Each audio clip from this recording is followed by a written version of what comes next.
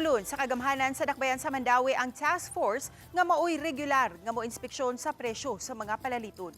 Kaganihang buntag, gitigom ang mga sakop sa Mandawi Local Price Coordinating Council. Gilangkuban kini sa representante sa lain-laing departamento, mga negosyante ug mga ahensya sa national government. Gituki ang posibleng mga epekto nga mahitabo taliwa sa tensyonadong sitwasyon sa Middle East. Nasabutan nila ang pag-umol ug local task force aron dungang makapahigayon og inspeksyon sa lain-laing kamerkaduhan.